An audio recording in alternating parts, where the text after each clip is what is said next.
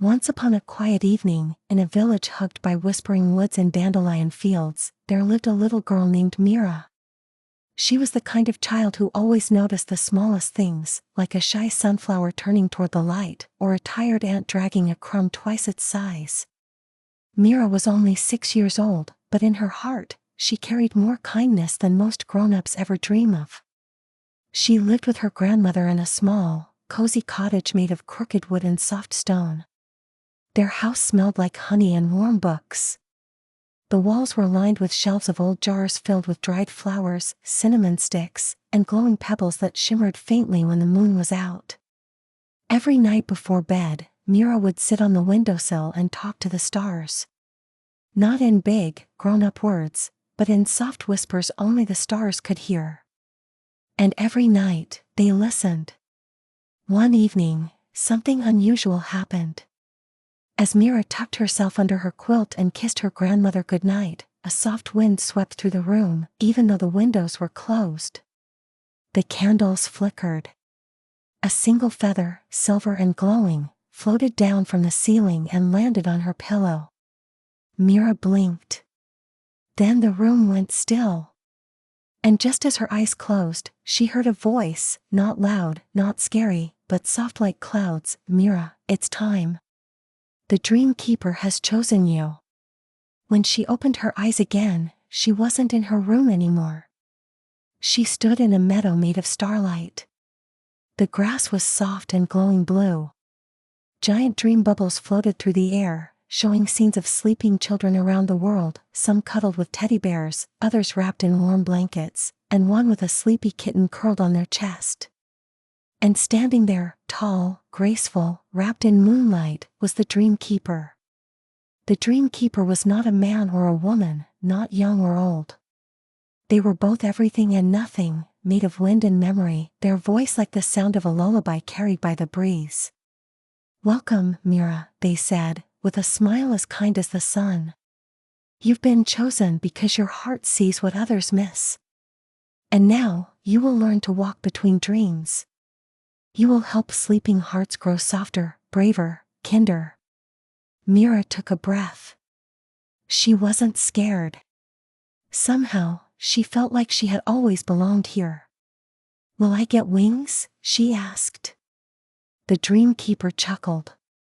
"Something even better, you'll have a lantern of kindness. It will glow brighter each time you help a dream come true." From their hands, they offered her a small lantern. It looked ordinary at first, but then Mira saw it had no flame.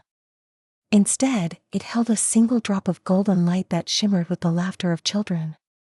"Ready?" the Dreamkeeper asked. Mira nodded. And so began her journey. Every night, Mira would slip into the dream realm, her lantern lighting the way. She floated through dream bubbles like a silent wind, peeking gently into the hearts of sleeping children. In one dream, a boy was lost in a forest of shadows. He wasn't crying, just sitting very still, as if he'd forgotten how to move. Mira sat beside him and gave him her hand. The moment their fingers touched, the forest changed. The shadows turned into tall sunflowers with smiling faces, and the boy laughed in his sleep. In another dream, a girl was trying to build a castle out of marshmallows, but every time she got close to finishing, it collapsed. She looked like she wanted to give up. Mira helped hold one side steady. Together, they built the tallest marshmallow tower anyone had ever seen. When the girl woke up, she remembered a strange dream and told her mother, "I think I can do hard things now." That night, Mira's lantern glowed a little brighter. Each dream was different. Some were silly, like the one where she danced with penguins on the moon. Some were quiet, like when she held a baby fox in her lap while stars hummed above. And some were full of soft sadness. There was one dream she remembered most. A boy named Leo who dreamed he was invisible. In his dream, people walked past him, never noticing, never listening. Mira sat beside him and told him stories until he smiled. She sang him a lullaby until he believed he mattered. When he woke up, he hugged his little sister for the first time in weeks. And in the dream realm, Mira's lantern grew so bright it painted golden streaks across the sky. But being a dreamkeeper wasn't always easy. Some nights, Mira grew tired. Some dreams were too big to fix in one night. And sometimes, she missed her grandmother's arms and the scent of cinnamon books. One such night, she sat alone on a cloud shaped like a teacup, looking down at the world of dreams below. The Dreamkeeper appeared beside her. "You're doing wonderfully," they said. "But some children still cry in their sleep," Mira whispered. "Some dreams stay broken." The Dreamkeeper nodded. "Kindness doesn't always fix everything right away. But it always leaves a light behind. Even a tiny spark can help someone find their way again." They paused. "Would you like to see how you've helped?" Mira nodded.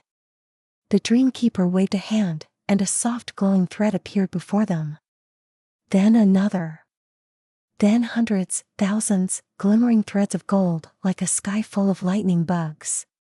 "Each one," the Dreamkeeper explained, "is a dream you've touched.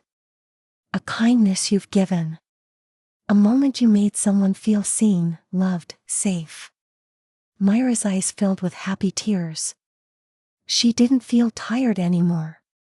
She felt like the stars had tucked her in. And so the story goes on. Night after night, Mira kept floating into dreams. She helped a boy learn to forgive a friend. She showed a girl how to turn fear into a balloon and let it fly away. She taught a grumpy pirate how to laugh again.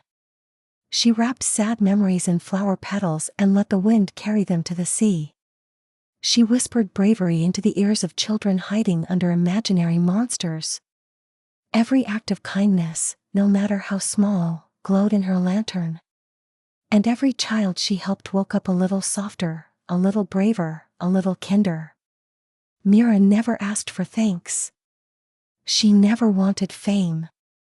She just wanted every child to feel loved. One night, back in the real world, her grandmother asked, "Have you been dreaming about stars again?" Mira smiled and nodded. "They told me, we all have a lantern," she whispered. "We just have to fill it with kindness. Even in our sleep." Her grandmother kissed her forehead. "Then your lantern must be the brightest of all." And in the sky above them, for just a moment, a new star shimmered, soft and golden. And it whispered, "Good night, Mira. Good night, little hearts. Keep dreaming kindly."